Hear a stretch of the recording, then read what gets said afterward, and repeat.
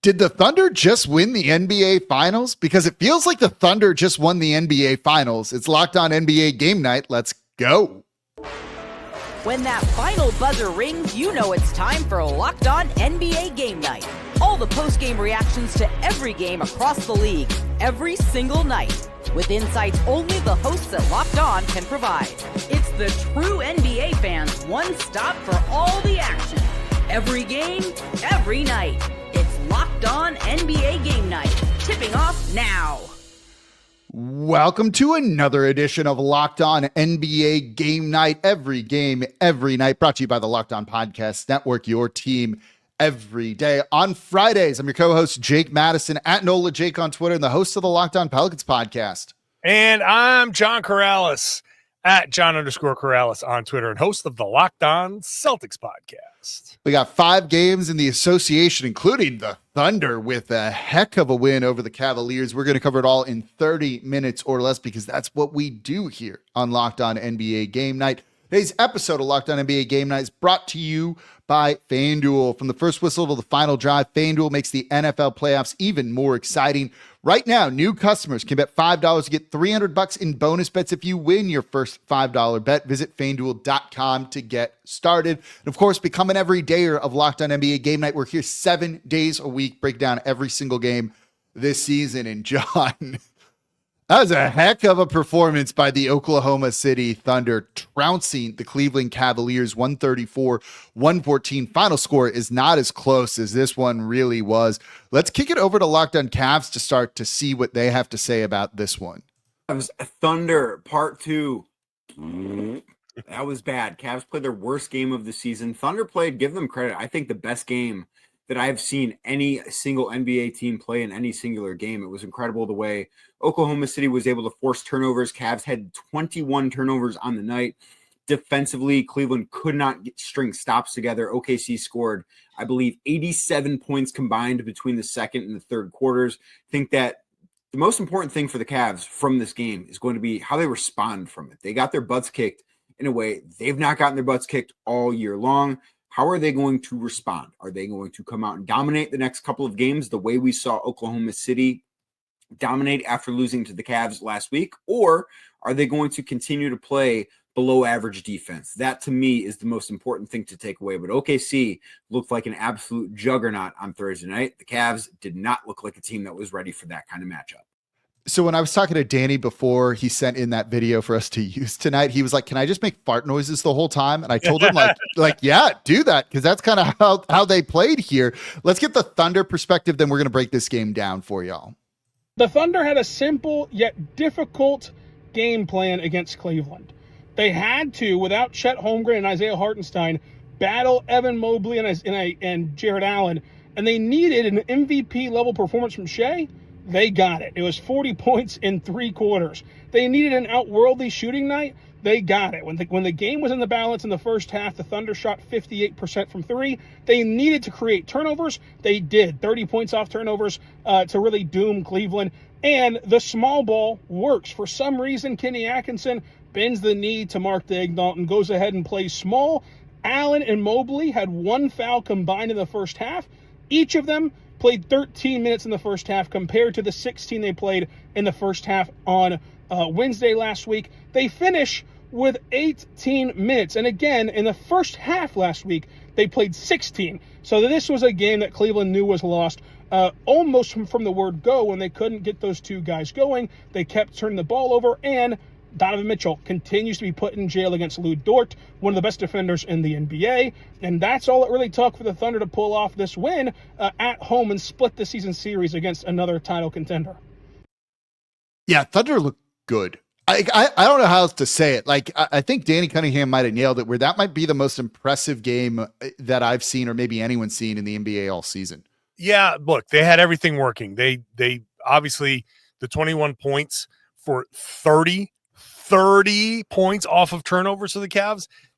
This is the OKC Thunder getting everything right. Now, I because the Celtics played the Thunder, that second half against Boston was this was exactly what they're able to do. It's like once they get rolling, they have this confidence, and it it's unstoppable. Once they get going like this, I don't know how you shut that water off, because they defend like crazy.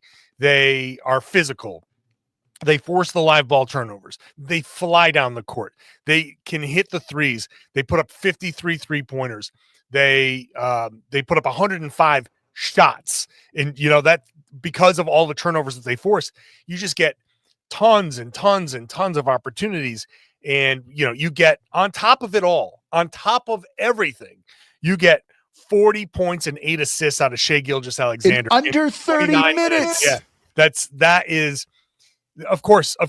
But look, I think the important thing to remember here is this is a comeback win for the OKC Thunder. They were down 12-10 at one point. And then managed to go up 42 on a huge run in that first quarter. Brandon Carlson comes in. Like, this is the Thunder, though, right?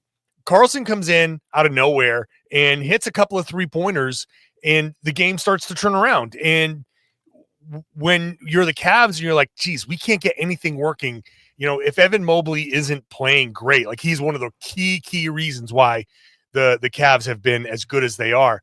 But, they're struggling to get their guys going. Meanwhile, Carlson comes in and hits a couple of threes and kind of changes the momentum of the game for the Thunder. And then the defense starts to kick in. It's very easy for the Cavs to look around and be like, oh, this guy's torching us. And now we're turning the ball over. And it's like, you start looking around and going, what's this? What's that? You're seeing ghosts out there. Yeah, look, it was just as impressive. They just had no answer. It was just like a slightly off game from the jump for the Cavaliers. You get Donovan Mitchell just giving you 8 points on 3 of 15 shooting. He couldn't get anything going. Lou Dort was awesome in this one, not just defensively, but he was hitting threes and things like that. He was 6 of 9 from deep for him. J-Dub manning it down low. Don't forget, they didn't have Isaiah Hartenstein in this game. Obviously, no Chet Holmgren too. Mitchell wasn't playing for him.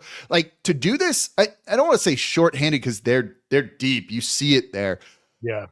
I don't know. It's just an unbelievably impressive win. Like, watching this game, the sense you get is like that team is inevitable. And it's like, oh, they're going to be in the NBA finals. And look, it's too early to say some of that, right? But yeah, man, what's their weakness right now?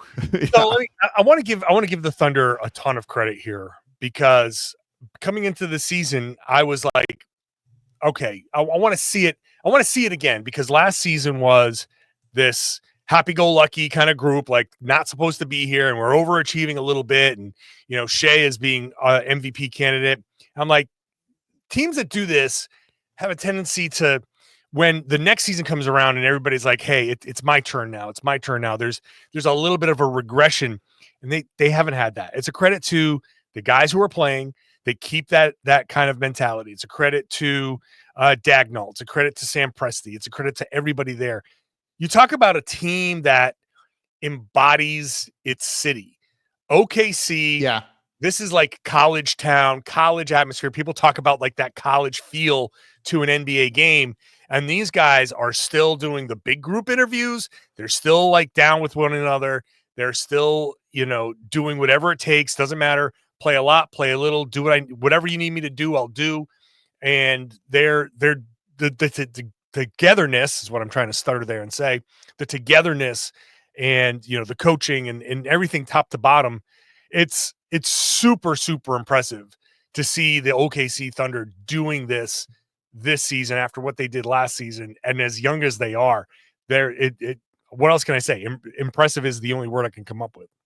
Yeah, it's going to be interesting too, as Danny said, about how the Cavs are going to bounce back. They have a couple of tough, upcoming games here. They're going to be on the road at Minnesota. Then it's against Phoenix. We'll talk about them a little bit later in the show. But then they finish that off, those next 3 games at Houston, who's a tough out too. And we're going to talk about them coming up here next, because while this game wasn't close, the one between the Houston Rockets and the Sacramento Kings was, and it came down to nearly the final shot. That's coming up here next on Locked On NBA Game Night. Today's episode of Locked On NBA Game Night is brought to you by Robinhood Gold. With Robinhood Gold, you can now enjoy the VIP treatment, receiving a 3% IRA match on retirement contributions. The privileges of the very privileged are no longer exclusive.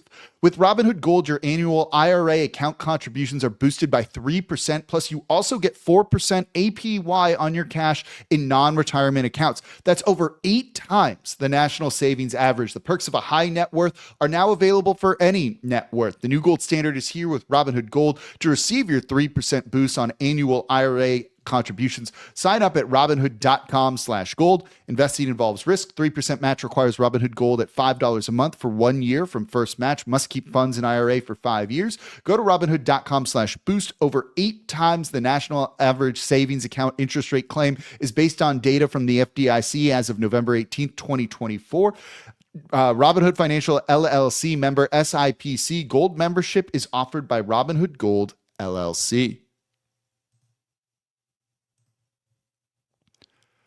And thank you for making Locked On NBA Game Night your first listen today and every day. We're here Monday through Monday, 7 days a week, breaking down, I'm a pro, John, breaking down everything you want to know about the association. Every single game, we're going to have it covered here on this show. Make it your first listen every single day. For if you need something to do after, not even a second listen, because we want you reading our Locked On newsletters, which you can go subscribe to over at lockedondaily.com. One stop for ultimate team and league coverage delivered right to your inbox. Again, sign up over at lockedondaily.com. So the first game we talked about was not close. The next game, though, one of the late games, absolutely was, with the Sacramento Kings getting a 132-127 win over the Houston Rockets here. Houston had a chance late in this one. They got a good shot from Green at the end with a three. Didn't fall. Let's play a little real or fake, John. Okay. We like to do that here. Real or fake? Kings are back. I'm going to say real, because they never should have been gone in the first place. Okay. And so this is back to what they were supposed to be. This is what we expected from them. So yes, they are back. They're playing to their capabilities. I'm still not a fan of them having to fire Mike Brown to get it done. But the results look good, right? Yeah. But, here we are. Like, what can you say? Like, they've been on a tear. They won 7 in a row. Since Doug Christie's become the head coach, they are 8-2. 8-2. So they had I know they had a big winning streak because they beat the Boston Celtics in Boston in one of those games. They are playing up to their capabilities. They're getting big production from a lot of different guys. And look, even with Sabonis fouling out of this game, they execute down the stretch. They hit the big shots. They make the big plays. Houston with some late fouls, some undisciplined play. I know there's some question about some of the fouls, but I think all the calls were valid. And look, it's just Houston plays a certain way. I know Ime Udoka wants physical, tough defense, and they challenge the refs to call everything. And they made the calls down the stretch. And they called some things down the stretch. Maybe you can say, and I'm never a fan of this, you can't call that in this situation. I hate that mentality. If it's a foul, it's a foul. Yeah. And you say well, you got to let the players decide. Well, don't foul then. You make the decision. Players make the decision by committing the foul. The players, you can't just say, there are no rules now. So they committed the fouls.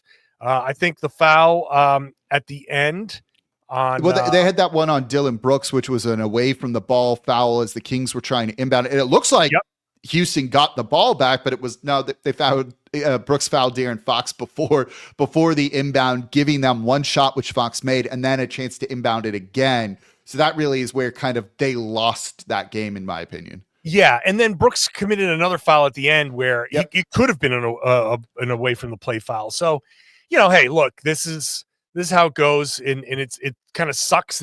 My only criticism is that the end of this game took forever to finish because of the reviews and the timeouts. But still, look, the Kings deserve a ton of credit for executing. They deserve a ton of credit for a fourth quarter. The fourth quarter numbers. Let me read some of these off to you here. The Kings shot 13 of 25 in the fourth quarter. They hit 13 of 13 free throws. and they turned the Rockets over 6 times for 12 points. So that's good clutch execution for the Kings. Look, they look like I don't want to say they look like a different team because there's talent there, but 8-2 under Doug Christie, if we're going back to the real or fake, I think it's real, right? Like that's past the interim coaching bump that you get where just like there's usually that's like a 5-game thing. They had I think a 7-game winning streak. It was, you had mentioned that earlier. You're kind of past that. They're playing with much more pace. They're shooting more threes. They just look overall like a little bit better offensively, which is kind of what I guess needed here. You get a great game from Malik Monk in this one with 28 points. DeMar DeRozan down the stretch, 31 points, being really clutch. Like they're playing like how they probably should have played. And to get the win with Sabonis fouling out, I do think is pretty, I don't know, overall just pretty impressive, right? 8-2. There's something to that with some of the wins that they've had during this stretch. And Houston is, the second seed in the Western Conference right now. When I look at Houston, go ahead. No, what I was going to say about Houston was, give them credit because they're coming off that back-to-back in Denver. You go from altitude to, California to Sacramento. It's not the easiest transition. And, they had a shot at the end to tie this game up. And so, give them credit for fighting. This easily could have been a game where they kind of cratered because of the back-to-back. Do they feel like a 2 seed to you, Houston? Still no, but I think it's because they're new. And, that's fair. And they're young. And so it's incredible that they're doing this, and they're doing it with a defense, a very Ime Udoka team, but it's still very new. And I think even if they manage to hold on to the 2 seed, I'm sorry, Houston fans. This is just going to be, it's going to take me a while to really buy into this. Even if they go into the playoffs as the 2 seed, it's going to be tough for me to buy them as a legitimate playoff threat. Yeah, they're missing shooting, right? Like if you want to win in the playoffs, you're going to need to shoot the ball. And that is not something that they do particularly well. It feels like they are a team that could make some noise if they wanted to at the trade deadline, which is going to be here before we know it. Like, could they add, look, even from New Orleans, a Brandon Ingram, a CJ McCollum, if they could somehow afford Bradley Beal or make that work, does adding a player like that, then elevate him in your opinion? Or are you just like, one, that's not going to move me in any capacity and just keep building with the young guys? Don't make a stupid win now move to don't sit there and be like, this is our time. This is a very this is our time team. This is your time to, lean into what you have, and you're trying to support the talent that you have. Maybe over the summer you can take a hard look and say, okay, we have talent that maybe overlaps, or we want to kind of get some more, you want to get that shooting in. But I wouldn't make the in-season move now. You're playing with house money. So that's what it feels like a little bit. It totally feels like that to me. Great. This is great. You're getting good production from the guys you've drafted. So you've drafted well. You have a coaching staff that it works. They're getting great response. And so don't mess with that. Let that work. Let the stew simmer a little bit. Let that flavor sink in, baby. Let the gumbo simmer, That's sir. Right. So I'm sorry. How dare you? I know. Sorry. Making me hungry now, by the way, as it's near midnight here. But we're feasting shrimp etouffee. Yeah, right. Well, we're feasting on good basketball here is what we're doing on Locked On NBA Game Night. This was clearly, other than the impressive performance from OKC, by far the best game of the night. The closest one was really fun down the stretch, minus some of the ref stuff there, which, yeah, whatever. It is what it is. They'll talk more about this over at Locked On Rockets and, of course, Locked On Kings. Go make them your second listen today. 3 more games in the association, but we got to talk about Phoenix nearly collapsing to the Wizards. Let's break it all down. That's coming up here next in Locked On NBA Game Night. Today's episode of Locked On NBA Game Night is brought to you by Skims. When I found out Skims was making underwear for men, I was on board already. I've heard so much about this from my fiance. She loves the brand. So I was like, let me give them a try. That's all the underwear I have right now. I'm actually wearing a pair right now. Look, I travel a lot for work. I'm on airplanes 3-4 hours. Sometime I'm going from work to the gym to doing a podcast to a basketball game. It can be a lot. Finding the right thing that is just comfortable, breathable has always been a challenge. And then I found Skims and problem has been solved. I love the Skims 5-inch stretch boxer brief. Whether you're going to the gym, whether you're going to a meeting, maybe again, you're sitting down for a couple hours and you just need it to be breathable and comfortable. That's what it's like with the stretch fabric that has all the stretch you need for movement, things like that. I feel like I'm just wearing comfortable clothes. They don't ride up, they hold their shape, they look great too. It's the absolute problem solver to any of your underwear concerns that you have. So shop Skims Men's at skims.com/lockedonnba and Skims stores. Let them know we sent you. After you place your order, select podcast in the survey and select our show in the drop-down menu that follows. That's skims.com/lockedonnba. Today's episode of Locked On NBA Game Night is also brought to you by FanDuel. From the first whistle to the final drive, FanDuel makes the NFL playoffs even more exciting. And right now, new customers can bet $5 and get $300 in bonus bets if you win your first bet. That's $300 to keep the action going.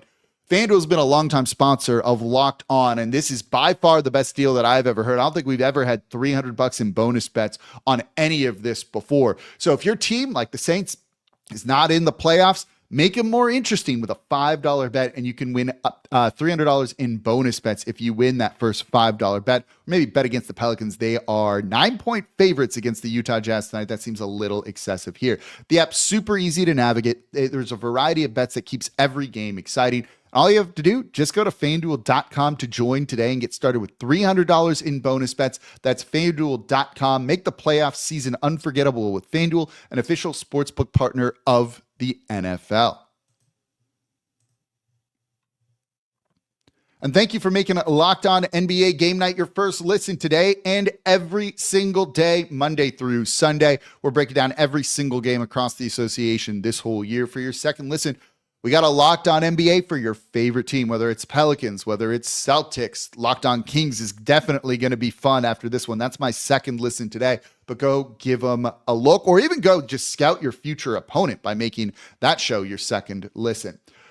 All right, John, let's keep bouncing around the association here with the Phoenix Suns barely hanging on against the Washington Wizards, 130-123, almost collapsing in the fourth quarter. Let's kick it over to Locked On Wizards for their take on this one.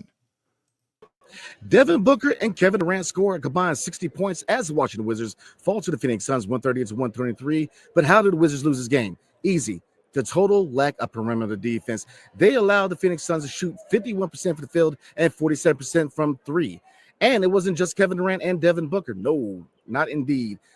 Grayson Allen contributed 21 points on 8 for 12 for the field and 5 for 7 from 3. So the Washington Wizards are heading out west for a 6-game road trip. So they will look to get back on track because tonight was not the best showing, especially from perimeter defense. Hail to the Wizards and peace. Look, the Wizards are supposed to be a get-right game for most teams, and the Phoenix Suns almost completely botched that. Yeah, I mean, look, they were a get-right game for a little bit. The Suns were up 24 at one point, but they gave up a 40-point fourth quarter. The game got within 3 in the last minute, and it only because I think the Wizards are the Wizards, and they, ended up getting the ball. Who took the shot here? It was Alex Sarr who took the 3 with a chance to tie. That's not who you want taking the 3 with a chance to tie. Is there anyone on that team you want taking a 3 with a chance to tie? I mean, I would rather have anybody, basically anybody. Where's Corey Kispert was on the floor. I mean, he was 0 for 3, but I'd rather have him shoot the ball with a chance to tie. Somebody out there that's not Alex Sarr, who I get that they're just saying, hey, go and learn how to be a 3-point shooter. But God, he is awful from 3. And look, the wins are important to the Wizards, but They couldn't pull it off. They had some bad late turnovers. Just, a typical Wizards kind of almost doing it, but not. And look, the Phoenix Suns get to like ride off into the sunset without that collapse on their resume. But it was this close. I was watching that. I'm like, oh, I'm texting you. I was like, he texts me and he's like, turn on this game right now. It's within 3. That the second I turned it on, they were up 3, looking like they could collapse here. Devin Booker comes in and hits like a massive 3 to put them up 6 and really ice the game at that point in time. That was the dagger that really put him over the top. 37 points for Booker on the night, 10 of 24 shooting. Kevin Durant, 23 points, 8 of 16. Ryan Dunn, by the way, their rookie, 18 points too. He was 8 of 12 from the field in this game. Would we have been massively panicking about the Suns had they lost this one? I mean, aren't we kind of on the edge of panic mode with the Suns anyway? They're a 500 team right now. Yeah, like every game feels like a tipping point for them in a bad way. It is. It's very the wins are important, right? Even though we sit there like, oh my God, they almost blew it to the Wizards. I think the retort from the Phoenix side is, yeah, but they didn't, and they'll take any win that they can get. There's still only 2 games out of the 6th seed, 4 games out of the 4th seed, so I'm not really kind of expecting the Suns to do it, but you can sit there in Phoenix and talk yourselves into, come on, just figure this out. Just find a way to get this together. And maybe you could make a little bit of a run and maybe even still get home court in the playoffs. There's still plenty of time. We're only halfway through the season. But I still don't trust Phoenix. No. At all. I don't. If they had Jimmy Butler, would you trust them? Would that change anything? No.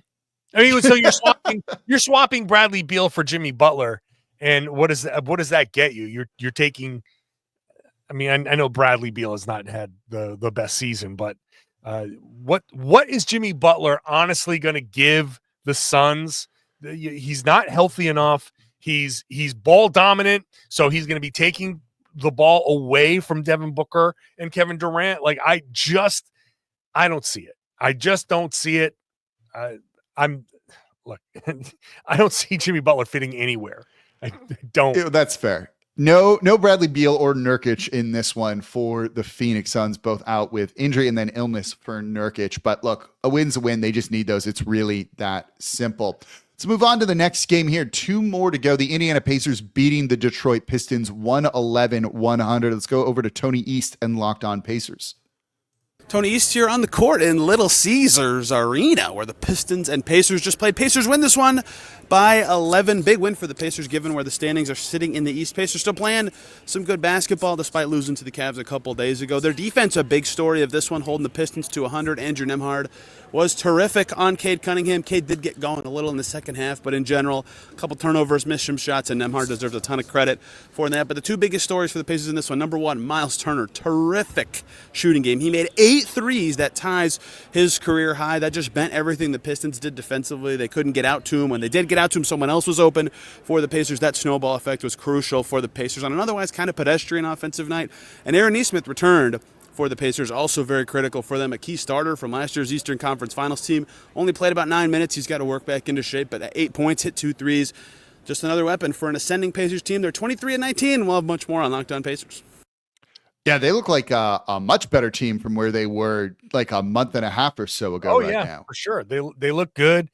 The Pistons, this is, make miss league. We're talking about how good the Pacers look, and they certainly do, but the Pistons, both teams scored 19 points in the fourth quarter.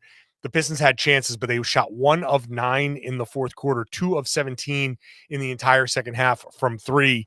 So they had opportunities to maybe make this a little bit more of a game. I know they only lost by 11, but they had their chances. They just couldn't make shots. So, Pacers get to come away and say, hey, they are rolling. They are looking good. They're feeling good. And the Pistons, they look at 21-20. That they're a great story this year.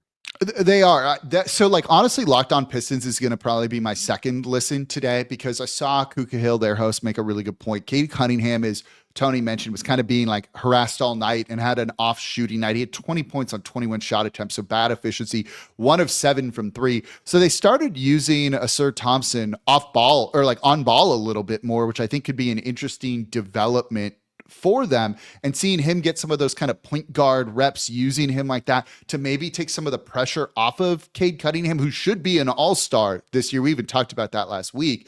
Yeah. I think that's a really interesting development for them. And that could, I don't want to say change the trajectory of their season, but like that feels like an important thing to figure out just for the future, because those are clearly the two guys that you're building around.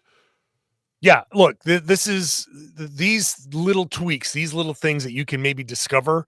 Yeah. It makes games like this still good for the Pistons. We like to look at things as wins and losses, but sometimes when you get a loss or sometimes when Cade doesn't play well and you're like, okay, we're searching. What can we do? What can we find? You find that little thing and you're like, oh, we stumbled onto something that we can lean on down the road a year from now, 2 years from now. Like that's important. All right, final game of the night. Clippers beating the Portland Trailblazers 118-89. Let's give a strong shout out here to Anthony Simons. 0 of 9 for 0 points and a minus 31 in this game. Tankalicious, baby. Tankalicious. That's about as bad of a performance as you can have. He did have 5 assists. That's cool, I guess. I mean, yeah, sure. Minus 31, buddy. Woof. That's basically everyone on Portland in this game did not play particularly well here. They shot under 38% overall, 27% from 3 here. This is the good team beating a not good team. This is why we saved it for the There's your analysis. Right? Like, good real team as simple as that. Bad team by a lot. Yeah. Look, Norm Powell continuing to play as well as possible here. 23 points for him. I'm genuinely shocked he's not getting a little bit more love for like most improved when you look at how he's almost at times been like the best player for the Clippers. I'm sure that's gonna pick up. Like, I don't know. I'm not keeping my ear to the ground for like all the most improved buzz, but yeah, no, he's definitely a candidate, man. He's playing great. He's playing great. I mean, that's the reason why the Clippers have won 23 games. Because we're sitting there before the season starting, like I don't know about these guys, but I was dead wrong on them. No, well, yes, you were. Yes, you were. I was. I thought they were going to be terrible. But also, you didn't expect Norm Powell to play like this. Like that. No, I did not expect him to average 24 points per game when he's like a career like 13 points per game guy, right? Like, no one expected that. Like even the most optimistic Clippers fan was probably like, hey, maybe Norm Powell can make a bigger contribution, but no one's expecting like all-star level Norm Powell. No, what I mean? It was like near what he's playing at this season. So look, they're well coached. They're good defensively. If they can just keep getting enough offense, they're going to win a lot of games as they are. There you go. That's the analysis on the other late game here that was a blowout. So that's going to do it for this episode of Locked On NBA Game Night. Every game, every night. We are part of the Locked On Podcast Network, your team every day. On Fridays, I'm your co-host, Jake Madison, at NoLaJake on Twitter, and the host of Locked On Pelicans. And I'm John Karalis, at John_Karalis on Twitter, host of the Locked On Celtics podcast. Appreciate y'all listening. We'll be back with y'all next week.